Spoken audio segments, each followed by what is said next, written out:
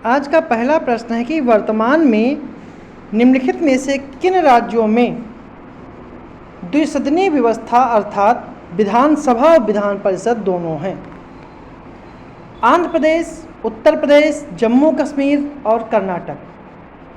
Code के आधार पर चयनित करना है, केवल 1, 2, 3, 4 या 2, 4 या 1, 2, 4 या फिर 2, 3, 4। जो इसका सही जो आंसर है वो आपका है सी ऑप्शन, 1, 2, 4। वर्तमान में केवल 6 राज्यों में ही द्विसदनीय व्यवस्था है, यानी विधानसभा और विधान परिषद दोनों हैं। वो 6 राज्य हैं आंध्र प्रदेश, दूसरा है तेलंगाना, तीसरा है उत्तर प्रदेश, चौथा है बिहार और पांचवा आपका है महाराष्ट्र और छठा आपका है कर्नाटक। ठीक है। जम्मू कश्मीर को जो है, ठीक है, जम्मू कश्मीर पुनर्गठन अधिनियम 2019 के द्वारा इसे समाप्त कर दिया गया है। अगला प्रश्न है, निम्नलिखित में कौन सा सही नहीं है कि लोकसभा चुनाव में कोई प्रत्याशी अपनी जमानत खो देता है यदि उसे वैध मतों का 1/6 भाग प्राप्त नहीं कर पाता। दूसरा है 5वीं लोकसभा का कार्यकाल 6 वर्ष था और संविधान में अधिकथित उपबंधों के अनुसार लोकसभा में उपाध्यक्ष का पद विपक्ष को दिया जाता है। ठीक है। चौथा है लोकसभा अध्यक्ष अपने पद की शपथ नहीं लेता है। तो इसका सही जो आंसर है वो है आपका सी ऑप्शन, लोकसभा में उपाध्यक्ष का पद विपक्ष को दिया जाता है। संविधान में इस बात का कहीं भी उल्लेख नहीं है कि लोकसभा में उपाध्यक्ष का पद विपक्ष को दिया जाए, इसलिए यह कथन गलत है। लेकिन परंपरा के अनुसार अध्यक्ष पद सत्तारूढ़ दल को मिलता है और उपाध्यक्ष पद जो है विपक्षी पार्टी को दिया जाता है। अन्य कथन जो हैं वो सही है, क्योंकि लोकसभा का अध्यक्ष अपने पद की शपथ नहीं लेता है, बल्कि वह लोकसभा के सदस्य के तौर पर शपथ लेता है। अगला प्रश्न है, नियंत्रण महालेखा परीक्षक के संदर्भ में निम्नलिखित में से कौन सा कथन सही है कि वह किसी कर की निवल प्राप्तियों को प्रमाणित करता है, वह कंपनी अधिनियम के प्रावधानों के अनुसार सभी सरकारी कंपनियों के खातों की लेखा परीक्षा करता है, वह केंद्र सरकार के लेखों से संबंधित रिपोर्ट प्रधानमंत्री को देता है, चौथा वह संसद के लोक लेखा समिति के गाइड, मित्र और मार्गदर्शन के रूप में कार्य करता है। 1, 2, 3, 2, 3, 4, 1, 3, 4 या फिर 1, 2, 4। जो इसका सही जो आंसर है वो आपका है डी ऑप्शन, 1, 2, 4। क्योंकि महालेखा नियंत्रक परीक्षक जो है अपनी रिपोर्ट जो है वह राष्ट्रपति को देता है, या अपनी रिपोर्ट जो है वो राष्ट्रपति को देता है और जो उसे संसद के पटल पर रखवाते हैं, ना कि प्रधानमंत्री को। और बाकी जो कथन जो हैं वो सभी सही हैं। अगला प्रश्न है कि निम्नलिखित में से कौन सा एक कथन क्षेत्रीय परिषदों का लक्षण नहीं है? यह संवैधानिक निकाय है। क्षेत्रीय परिषदों की स्थापना राज्य पुनर्गठन अधिनियम 1956 के तहत की गई थी। चंडीगढ़ केंद्र शासित प्रदेश होने के कारण क्षेत्रीय परिषद में शामिल नहीं किया गया है और क्षेत्रीय परिषदों का कार्य विभिन्न क्षेत्रों में आपसी हितों के मामलों पर चर्चा या सिफारिश करना है। जिसका कौन सा कथन जो लक्षण नहीं है वो आपका है सी ऑप्शन, क्योंकि क्षेत्रीय परिषद एक संवैधानिक निकाय है, ना कि संविधिक निकाय है, ना कि संवैधानिक। केंद्र शासित प्रदेश को भी क्षेत्रीय परिषद में शामिल किया गया है और चंडीगढ़ जो है वो उत्तरी क्षेत्रीय परिषद के अंतर्गत आती है।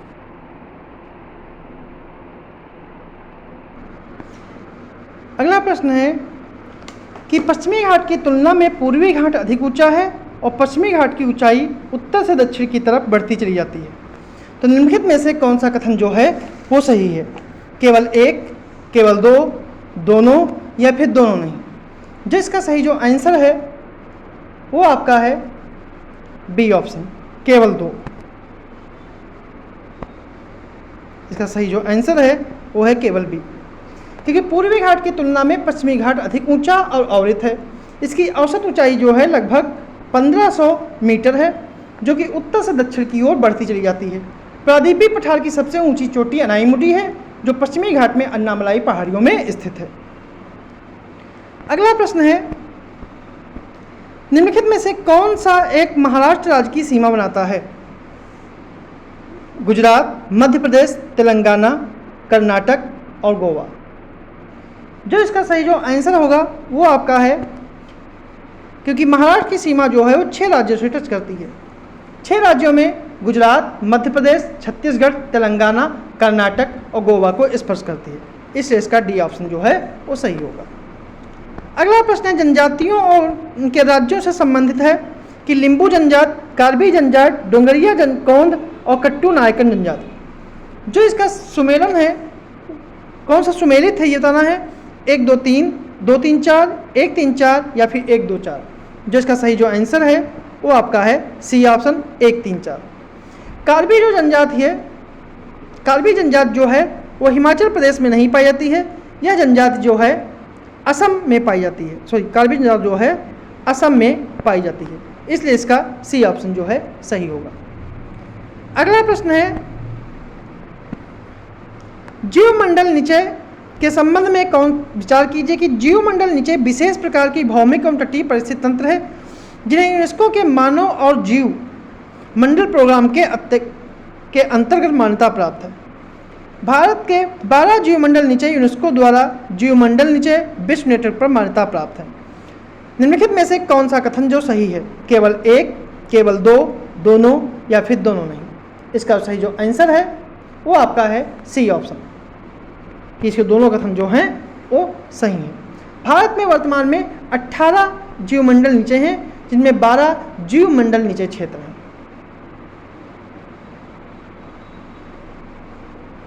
जिनमें 12 जो जीवमंडल निचय क्षेत्र हैं वो यूनेस्को द्वारा मान्यता प्राप्त हैं। कुल कितने हैं? 12, 18 हैं और मान्यता यूनेस्को के द्वारा 12 को प्राप्त है।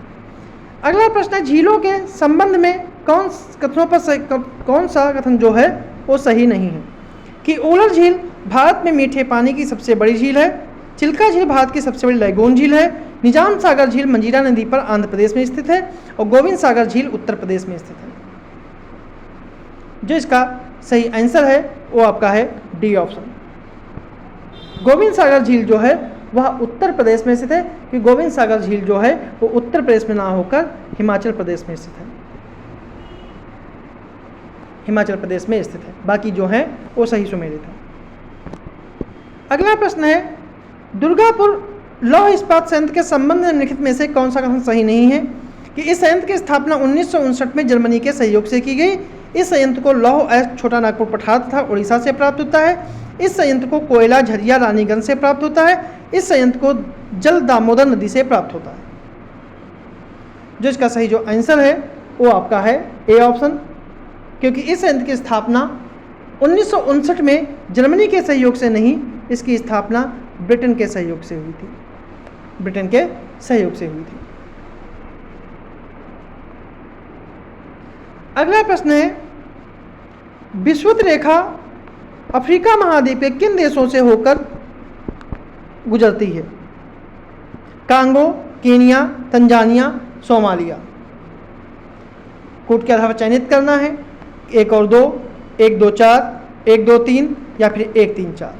जिसका सही जो आंसर है वो आपका है बी ऑप्शन, 1 2 4। क्योंकि विषुवत रेखा अफ्रीका महाद्वीप के गैबोन, कांगो गणराज्य, युगांडा, कीनिया और सोमालिया से होकर गुजरती है। अगला प्रश्न है, ऐसे बंदरगाह या पत्तन जो समुद्र से दूर स्थल पर खंड के भीतर स्थित होते हैं पर नदी अथवा नहर द्वारा समुद्र से जुड़े होते हैं, क्या कहते हैं? वाह्य पत्तन, पैकेट स्टेशन, आंतरिक पत्तन या खुला सागरी बंदरगाह। जो इसका सही जो आंसर है वो आपका है सी ऑप्शन, आंतरिक पत्तन। आंतरिक पत्तन।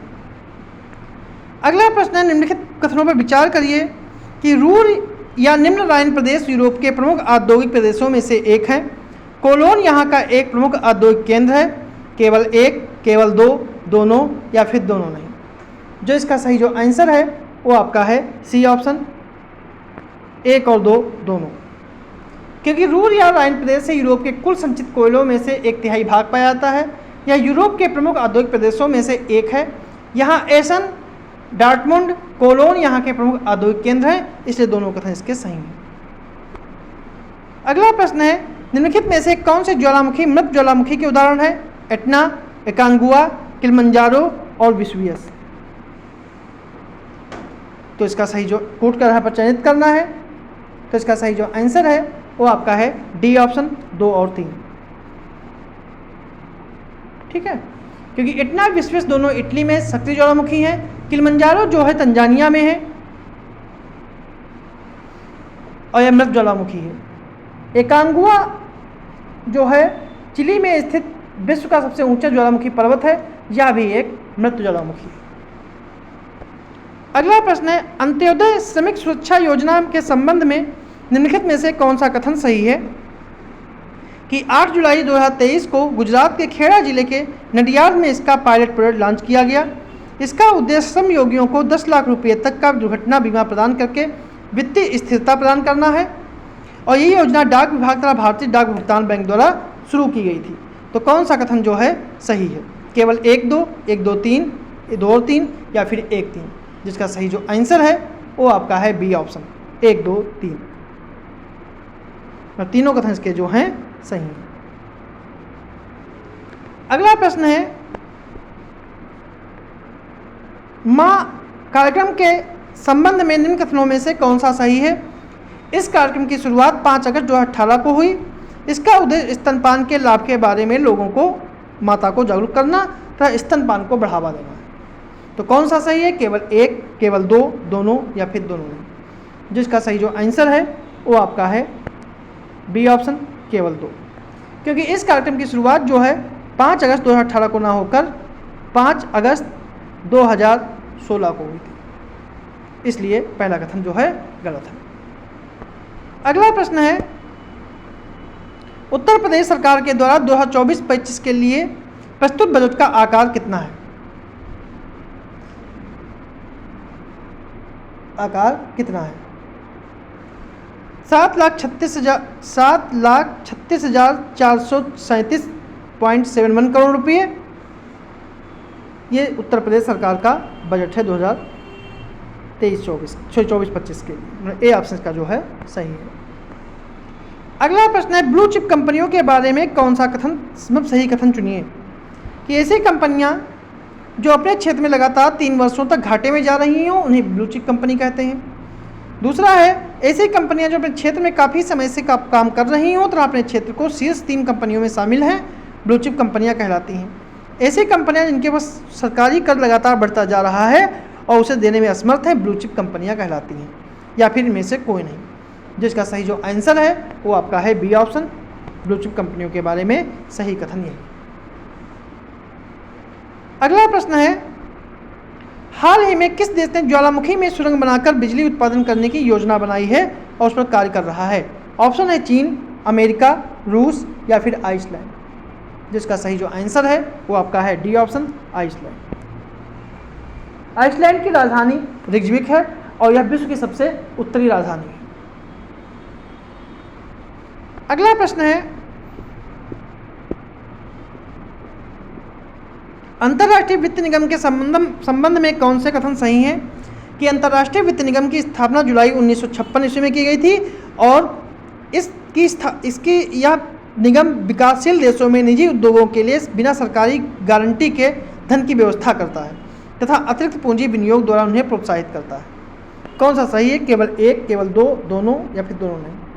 जिसका सही जो आंसर है वो आपका है सी ऑप्शन, इसके दोनों कथन जो हैं सही हैं।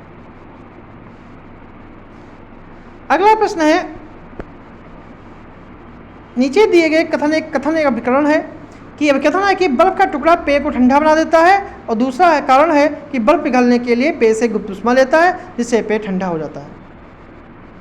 तो इसका जो है ए आर दोनों सही हैं और ए आर की सही व्याख्या करता है। अगला प्रश्न है, निम्नलिखित में से कौन सा एक सही सुमेलित नहीं है? सही सुमेलित नहीं है। पौधों के जीवाश्मों का अध्ययन पेडोलॉजी, फूलों का अध्ययन एंथोलॉजी, पोषण का अध्ययन ट्रोपोलॉजी, मनुष्य की पेशियों का अध्ययन मायोलॉजी। तो इसका सही जो सुमेलित नहीं है वो आपका है ए ऑप्शन, पौधों के जीवाश्मों का अध्ययन। पौधों के जीवाश्मों का अध्ययन जो है